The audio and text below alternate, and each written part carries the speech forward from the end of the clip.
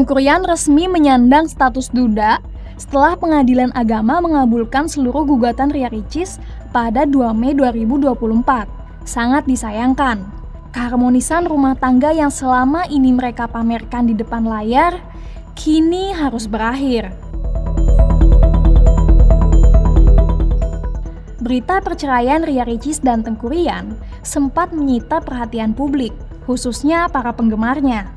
Netizen yang penasaran pun saat itu berlomba-lomba mencari tahu apa sebenarnya penyebab keduanya berpisah. Kerja keras netizen terbilang membuahkan hasil setelah putusan pengadilan perceraian mereka diunggah dan viral di media sosial. Ya, sebenarnya siapa saja memang bisa mengakses informasi itu di website Mahkamah Agung. Namun, gara-gara ini, Mahkamah Agung telah menghapus putusan sidang tersebut. Setelah viral, netizen akhirnya menebak-nebak akar permasalahan perceraian keduanya. Nah, ternyata masalahnya karena hal sepele. Netizen menyebutnya tragedi susu kurma. Semuanya bermula pada momen sahur Ramadan tahun 2022. Saat itu Ricis berinisiatif membuat susu kurma untuk Teuku Ryan dan keluarga Ryan. Bahkan masih ada tuh vlog momen mereka membuat susu kurma itu. Vlognya tayang di YouTube Ricis Official pada 5 April 2022 dan sudah ditonton lebih dari 800.000 orang.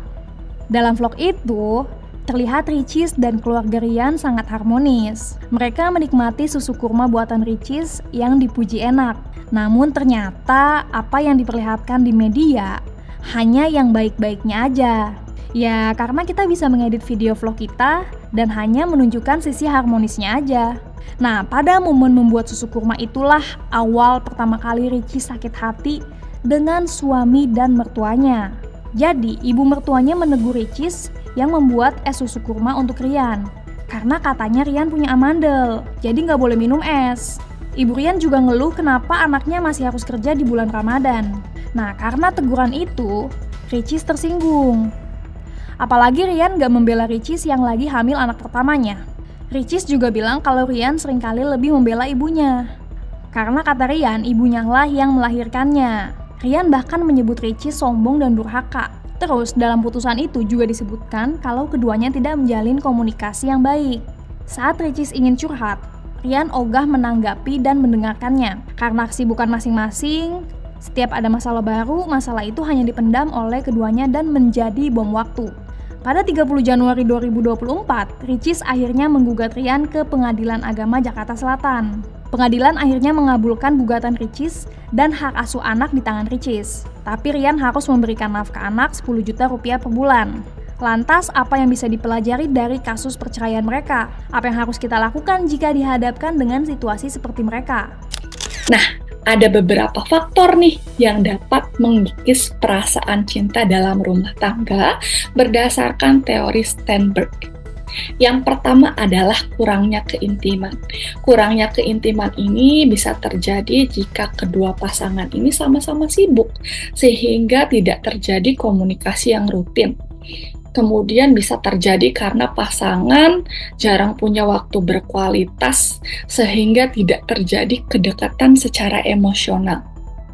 Atau bisa terjadi karena adanya peran keluarga lain yang mendominasi, sehingga menyebabkan pasangan ini merasa kurang dapat memilih seperti apa sih rumah tangga yang akan dibangunnya. Yang kedua, faktor yang kedua adalah minimnya gairah. Gairah dalam hal ini bukan sekedar ketertarikan fisik atau kepuasan seksual, tetapi menyangkut kebutuhan akan perhatian dan kebutuhan akan penghormatan atau respect. Itulah sebabnya banyak buku mengatakan bahwa men need respect and woman need love. Apakah orang lain boleh turut andil? Jawabannya boleh, tapi persentasenya harus sedikit mungkin. Mungkin bisa 90% dipegang suami istri dan 5%-nya dipegang oleh orang lain, misalnya ibu mertua, orang tua, adik ipar, budaya, dan lain-lain. Yang ketiga, faktor yang mempengaruhi adalah lemahnya komitmen. Jadi, ketika komitmen lemah, pasangan itu secara kognitif tidak punya keputusan jangka panjang untuk tetap bersama. Jika ketiga faktor itu terjadi, maka akan sangat mungkin terjadi perceraian. Kasus perceraian publik figur di Indonesia memang terlihat seperti hal biasa, namun akhir-akhir ini trennya semakin marak. Data yang dihimpun Eramin, selama tahun 2023 dan 2024 ada lebih dari 10 kasus perceraian publik figur. Terus kan netizen tuh kayak menuhankan followers dan ketenaran ya. Semakin banyak followers publik figur itu, semakin besar pula peluang dia bisa mempengaruhi followersnya. Seperti Ria Ricis nih. Subscriber YouTube-nya per 13 Mei 2024 ada 45,3 juta. Setelah putusan sidang cerai Ricis yang viral, jadi banyak netizen yang mengungkapkan takut nikah. Apalagi kalau dapat suami mau kondo kayak Rian. Iya, Rian dihujat mau kondo, bahkan ada yang menghujat dia mau nyando alias modal nyawa doang. Soalnya Rian gak memberikan nafkah batin ke Ricis. Lantas, apakah kasus perceraian Ricis dan publik figur lain bisa mempengaruhi psikologis masyarakat Indonesia? Misalnya menjadi takut nikah dan lain sebagainya. Dan di tengah kasus perceraian yang banyak terjadi di public figure, dampaknya ini bukan hanya dirasakan oleh orang terdekat, tetapi bisa juga dirasakan oleh kalangan masyarakat yang terpapar banyaknya berita terkait dengan perceraian. Misalnya mungkin beberapa orang melihat RR dan TR bercerai, kemudian RV bercerai, GA dan GM bercerai, ia menjadi takut untuk menikah. Hal ini bisa saja terjadi karena hal ini dinamakan dengan vicarious trauma atau trauma yang disebabkan karena individu peduli berlebihan dan merasa bertanggung jawab pada orang yang sedang terluka. Akibatnya orang itu menempatkan rasa sakit orang lain sebagai sesuatu yang membahayakan dirinya. Misalnya, pernikahan artis itu dianggap sebagai sesuatu yang menyakitkan, yang tidak ada kebahagiaan di dalamnya. Lalu, ia akhirnya merasa takut untuk menjalin hubungan atau bahkan menikah.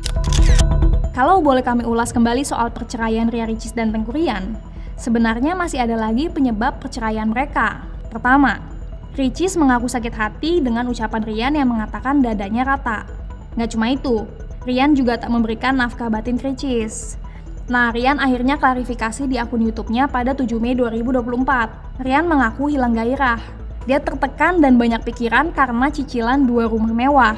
Lalu dalam putusan itu juga disebutkan kalau Rian meninggalkan rumah saat kondisi rumah tangganya lagi nggak baik-baik aja. Tapi Rian klarifikasi kalau dirinya lah yang diusir Ricis melalui asistennya.